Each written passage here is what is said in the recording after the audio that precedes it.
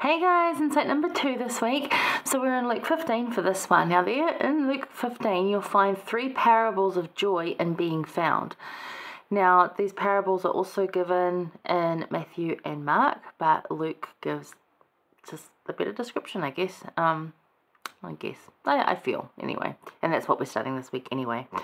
But you will read these slightly different. Now also note that some of these parables slightly differ in Mark, specifically. I noticed they differ, and that may be because Jesus taught them on more than one occasion. So while you think, hang on a minute, like where's the timeline in this? And he taught this one here, but this one's a little different and it doesn't match up with the timeline that's in this one. It's because he probably didn't teach it once. Like most leaders, they will teach the same principle or the same lesson or even give the same talk multiple times. If you think that a visiting general authority gives one talk just for your area, no. He will give that same talk in variations of it, led by the Spirit, and wherever he's going for that month period probably. So whether he's going to your ward and then another ward, another stake, and then either a country over or a state over, he's going to give the same one. So keep that in mind. If that's like throwing you a little, just a point there. Anyway, so these 3 parables here teach a value and joy in being found. So what have we got? Well, first of all,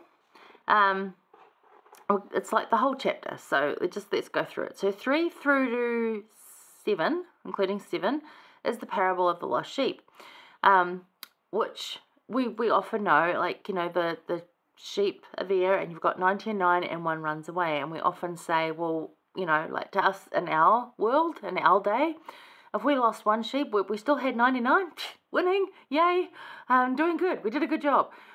But that's not the point. And remember that Jesus teaches with what is around him. Now, shepherds at that time had smaller flocks. They're not like our modern sheep herders, especially in New Zealand, where there's like thousands of sheep and they're a product. These were loved animals, and the shepherd would really care for them in a way that he would know all of them individually. They know the sound of his voice specifically, the calls that he makes to them. He could identify them by just touching them. He would know that that was one of his sheep. So there was quite a special relationship to that doesn't really exist these days amongst farmers and sheep. But in those days, yes.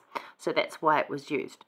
So if you lost one of your beloved family members, even though you still had 99 of them, would you all go looking for the other one? Oh, yes, you would. So think of it like that. But yeah, then he's speaking these about, because the Pharisees again are saying, like, you're eating with sinners and you're hanging out with bad people, like, you can't be good. You're not good. You're like evil because you're hanging out with evil. And he's like, they're not evil. They're in need. They have, lack of opportunity, lack of education. They don't, they don't have these things, and I'm just trying to help them, which is actually the Christian way of living. And although the Pharisees claimed to be Christian, they weren't living that way. They just saw it all as rules. So we've talked about that a lot as well. So he's saying, look, you've got to go find the ones that are missing because they're so important. And it's not just a sheep. And then in 8 through 10, he gives the same thing again about, what if a woman in a house loses a coin, a silver coin? And, how many times do we clean the couch? And there's, not so much these days because we don't really carry cash. But there used to always be, you go, say, sofa diving to find the coins that someone had dropped. Some occasionally you'd find a note and get really excited and head off to the shop to get lollies or candy, whatever you call it. But we would search diligently to find those things. So that's the same thing. It was valuable to her, and it was valuable to us as kids to find that change around the house so that we could. Sometimes it was just to get milk so we could have it on our cereal, people be poor, right? So that's what was of value. So that's the woman lighting a candle and finding a house until she finds this coin. And then she has a big party about it, just like the guy who found the sheep, the shepherd that found his lost sheep. They rejoice in it. They tell their neighbors about it. They're like, I found it. I'm so excited. And then it goes into more detail, and this is the one you really want to kind of focus on, because the other two give that point, but this one really does. And now when you look at this is the parable of the prodigal son, sorry. look at it from 3 different points of view. So look at it from the father's point of view, look at it from the oldest son's point of view, and then look at it from the youngest point of view. So a certain man had 2 sons, and the youngest son said, I want my part of my inheritance now. And he went away and wasted on riotous living. And note that the father at this point, to have given the younger son his inheritance, would have had to sell everything that he had and divide up. You know, the older brother would have got twice portion, because he's now looking after everybody, including his elderly father and probably mother. And the youngest one gets his portion, and he goes off and like basically wastes it somewhere else. So much so that he joined himself to a citizen of the country to look after their pigs. Now this is a Jewish boy looking after animals that they don't even want to associate with, because they see them as being really low. So this man was so desperate. And then he has this thought about, the servants in my father's house aren't going as hungry as I am. They've got it better off. I'm going to go home and I'll just be a servant in my father's house, because that's a better life than what I've got now. So he goes off, he comes back. He makes this 5-part plan. He's got this plan, and you see in verse 18, he's like, I'm going to rise up, I'm going to go to my father, and I'm going to say to him, Father, I've sinned, and I'm not worthy to be thy son, and can I be your servant? So there's this 5-part plan. And he arose and he came up, but before he even gets to the house, the father spots him and runs up to him and like hugs him and says, falls on his neck and kisses him on the neck.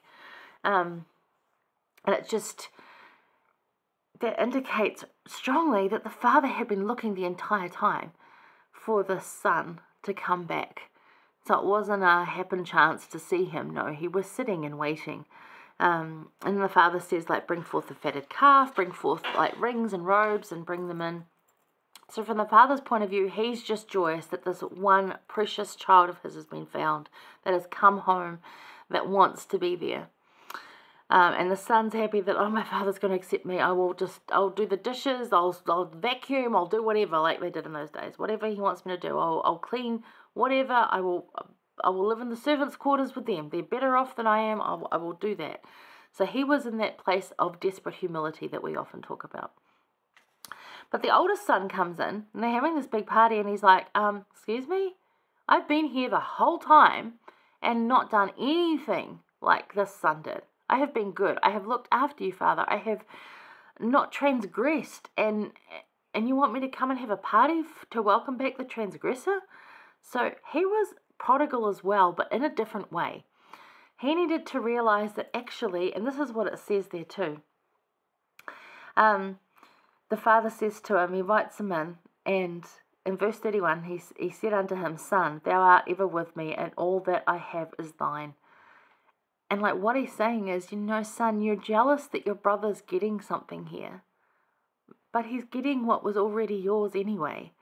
So it's not like he's getting favorable treatment. He's just getting what you already had, what you do have. So be joyful for him. And so that's the brother's learning point. And then we can do that too, because, there's members of churches and Christianity that judge those that come back and like, oh, why are they getting all the attention? I've been here. I haven't sinned. I've lived a perfect life, in parenthesis there. I've never done those things. It doesn't make you better. It just makes you like, I don't know, it's just a different experience. The point is that we come and we turn up and we either return or we stay. And when we do return, we endeavour to stay. Now, we don't know, this is the story, this is a parable, this is not a true event, but it does happen all the time. And that's something to really look at, and then in 32, just to finish off with the scriptures there, the father says, it was meet that we should make merry and be glad, for this thy brother was dead and is alive again, and was lost and is found. And I think for most families, if there was truly a prodigal son returning, or a prodigal child that truly returned, not in a manipulative, use everybody kind of way, because some people do that too, but truly did return and really wanted to change their ways, then he would be happy to have them back. So these 3 parables here teach value and joy in being found. These are given to the Pharisees, and they reply to their comments on the great feast. And they're talking about that. Wandering sheep teaches how Jesus offers and brings us to his feast. The lost coin teaches us how he finds us to join him at his feast, and the prodigal son teaches us there is always a place at the feast, if we but accept the invite, and all that Christ has was already ours. Also note the Father's welcome before any apology was even spoken. The Father was happy to see him before any apology even happened. So you can see that in the story, the Father could be Christ, or it could be our heavenly parents, and that we at times would be either of the sons. And yet to keep those in mind. There's a lot of depth to that parable that you can read into, and I invite you to do so if you feel so, but the basic lesson of it is it teaches us there's a place at the feast, and we just got to accept the invite, and actually all that was Christ's was already ours anyway. We just had to say yes to it. So President Nelson said, joy comes from and because of him, and that's really summing these three up. The joy in life and the joy that we may hope to aspire to comes because of him. And I don't know if you've got any experiences in being found and having that joy in being found when you felt lost, because I think most of us do.